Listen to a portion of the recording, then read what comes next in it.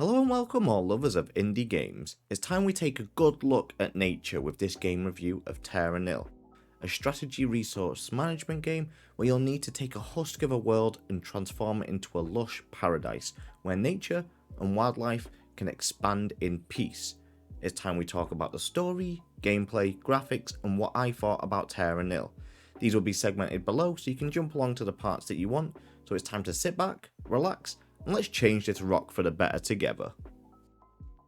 Terra Nil starts by explaining that all life has disappeared and that the land that we stand on has become tainted to the point where no greenery will grow without our help.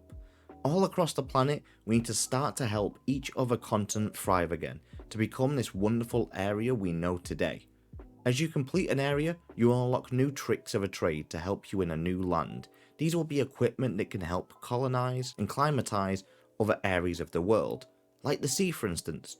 You'll need to look towards finding ways to get the equipment out to the sea to ensure that the water isn't polluted anymore.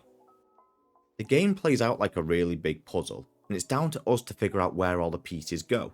The area starts with nothing but unfertile ground, but with some of the latest technology, we're able to turn this barren wasteland into a thriving nature wonderland again. Here's a little example of how we change the land. First of all, we need to start by placing a wind turbine to get us power. These can only be placed on rocks, so we're pretty limited to where they can go. We must then look towards making the ground clean, so we place these toxin scrubbers so that the life can grow out of the ground again and all the toxin is removed. And lastly, we place these irrigators that spread out seeds and water to allow grass to grow, and now we can start to see the difference in this bleak wasteland. As the game goes on and on, more and more advanced equipment will be unlocked that allow us to do more things in the world. That could be it allows lava to flow or water to fill up riverbanks again. And whilst you might think that it'll be quite easy to do all of this, then you'll be quite shocked. It is a puzzle game after all. The later levels can really take some brain power to figure out how you're going to get the most out of the land that's around you. But if you want to make a lovely landscape and you don't want the hassle of the strategy side, then you're in luck, as they've added a difficulty that just allows you to put things down in any place and make things look amazing and beautiful. So if you just want this game where you can show nature off to its fullest, then they've got you all covered. Once you've finished with terraforming the land and that you're happy that this place will be fine without you, it's time to bugger off, so nature can be at peace. At this point, a ship will come down that needs to be built by using all the buildings that you've placed already. That means it's time to demolish everything. That's right, we don't want to leave any buildings behind on this wonderful earth. We just want nature to be here. So it's time for us to send out our little drones to collect all of the scrap. They will then bring it back to the ship, and once done, it's time for us to fly out of here.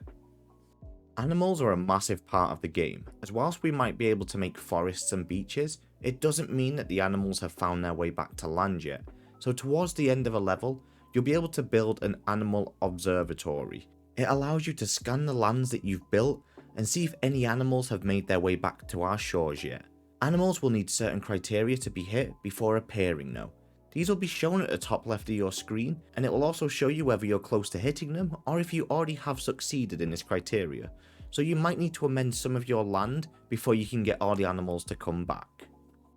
I'm absolutely in love with how this game looks. I think a lot of games show off how a wasteland world can be and it doesn't look very pretty, and I don't think I've ever known a game that lets you do one as drastic as this, where it goes from being absolutely nothing to everything. It's one of those games that just puts a smile on your face when you're playing it, as you know that the end result will be beautiful. It's the little things that really make it though, like zooming in on the land and seeing these little animals move around. It will just never fail to make me smile. Terra Nil is a stunning game with a really important message that needs to be heard. I'm so glad that this game is doing well so far, and the developers are planting trees when people stream the game as well, and I think that's so amazing. They're not just shining the light on a problem, but they're actually taking action against it as well. If you're a fan of beautiful strategy games, then this one totally should go on your list. That's all from me here today. Thank you so much for staying until the end, and I'll catch you all next time. Bye bye!